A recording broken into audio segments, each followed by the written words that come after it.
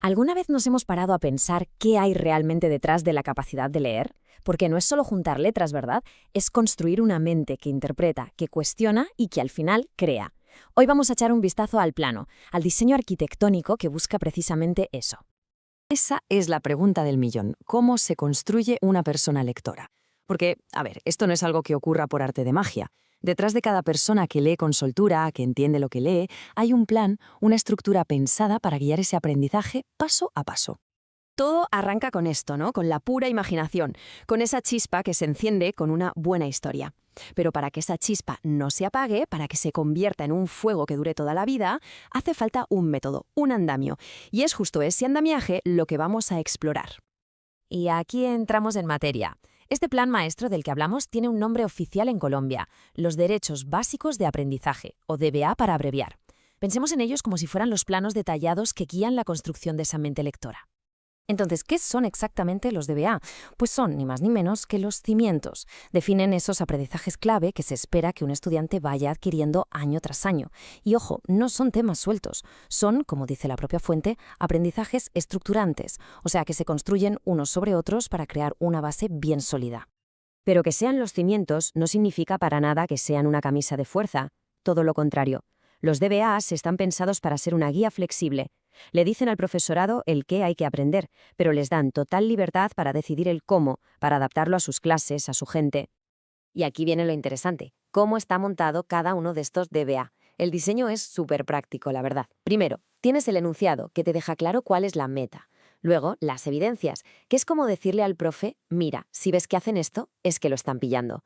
Y por último, el ejemplo, que lo baja a tierra, a una actividad concreta de clase. O sea, claridad, medición y aplicación. Genial. Vale.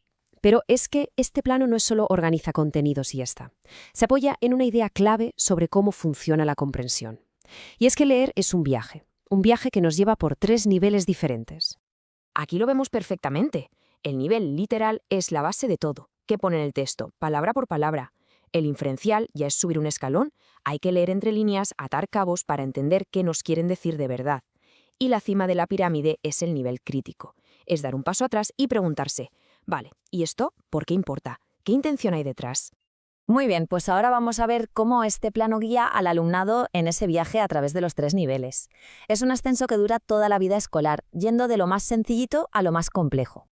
El viaje lógicamente arranca con lo más inmediato, con lo que se puede ver y tocar. En los primeros años, todo el esfuerzo se centra en asentar bien esa base literal, y a veces leer no tiene que ver solo con las palabras. Por ejemplo, mirad esto. Una actividad para primero de primaria es tan simple como observar la portada de este libro y describir la expresión del niño. Esto es comprensión literal en estado puro. No se pide que adivinen su historia, solo que describan lo que ven. Es el primer ladrillo del edificio. Pero claro, y esto es lo crucial, nadie se queda en los cimientos. Cada pequeña habilidad literal que se aprende es en realidad una plataforma para poder dar el salto a un pensamiento mucho más profundo, más complejo.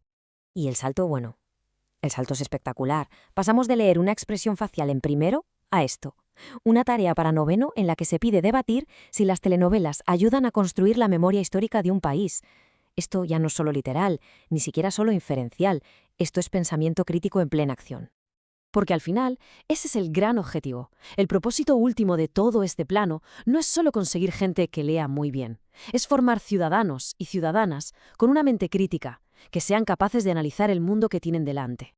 Esta tita del propio ministerio lo resume de maravilla. La clave es esa idea de trazar rutas de enseñanza. No es un aprendizaje al azar, es un camino deliberado, que se va construyendo año a año con un destino muy, muy claro. Venga, y ahora de la teoría a la práctica.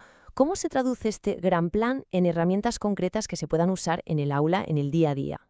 Pues las guías que acompañan a los DBA ofrecen estrategias muy específicas. Por ejemplo, se enseña a distinguir un hecho de una opinión, o a desglosar el argumento de un autor, a verle las costuras.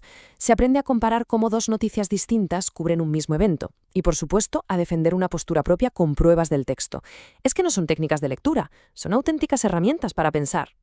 Y lo mejor de todo es que estas estrategias se acaban interiorizando, se convierten en una especie de monólogo interior, en esas preguntas que una persona lectora crítica se hace casi sin darse cuenta. ¿Cuál es la idea principal? ¿A quién le están hablando con este texto? ¿En qué contexto se escribió? En el fondo, es como darles un detector de intenciones. Quizá la mejor metáfora para todo este proceso sea esta imagen. Entender un texto complejo no es tan distinto a entender la riqueza cultural de un país. Requiere aceptar que hay muchísimas voces, perspectivas diferentes y contextos que lo cambian todo.